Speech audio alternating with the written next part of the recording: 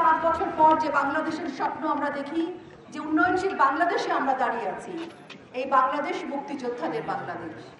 এই বাংলাদেশে দাঁড়িয়ে আজকে যদি আপনাদের মতো মেধাবী ছাত্রছাত্রীদের ঘাড়ে বন্দুক রেখে কেউ রাষ্ট্র ক্ষমতা দখলের আন্দোলন করে, চক্রান্ত করে, রাষ্ট্রের বিরুদ্ধে নৃশংসতা করে, রাষ্ট্রের সম্পদ ধ্বংস করে, রাষ্ট্রের মেধাবী সন্তানদের লাশ রাস্তায় ফেলে, দৌড়ে গিয়ে পুলিশ অফিসারদেরকে পিটিয়ে মারে, সাংবাদিকের হাতে তো ক্যামেরা, তাকে কেন মারতে হবে?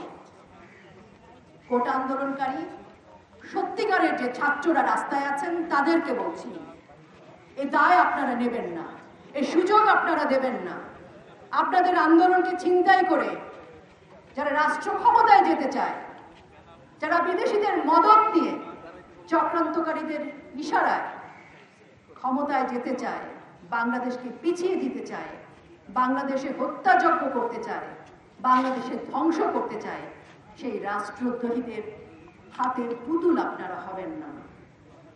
শিক্ষক, অভিভাবক, মা বাবা সবাইকে অনুরোধ করছি, যে কোনো দাবির প্রশ্নে আপনি রাস্তায় আসতে পারেন, যে কোনো আন্দোলন হতে পারে, যৌক্তিক কথা যৌক্তিক ভাষায় বলা যেতে পারে, কিন্তু সেই ভাষাটি যখন অন্যরকম হয়ে যায়, আমরা রাস্তায় দেখেছি নিরীহ ছাত্রছাত্রীদের সামনে কারা গুলি করছে, কারা বন্দুক নিয়ে এসছে, কারা রামদা নিয়ে এসেছে।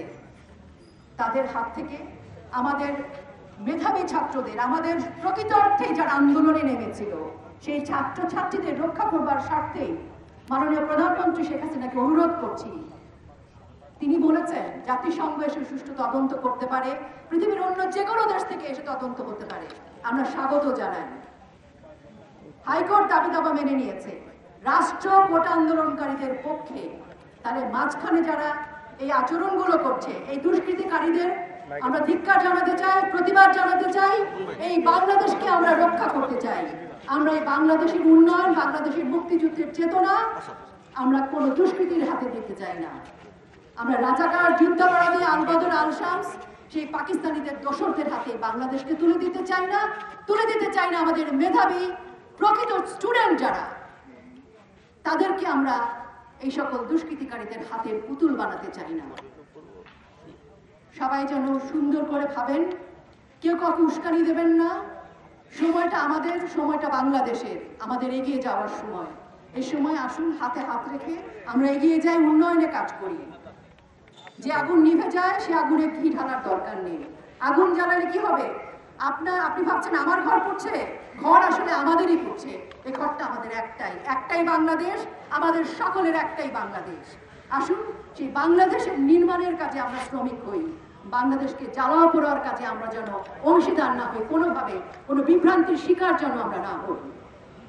গণমাধ্যম কর্মী, আপনাদেরকে কৃতজ্ঞতা জানাই। জীবনের ঝুঁকি নিয়ে আপনারা আজকেও রাস্তায় নেমেছেন, আপনাদের অনেক অনেক ধন্যবাদ। বস্তুনিষ্ঠ সত্যিকার সংবাদ আপনারা পরিবেশন করছেন।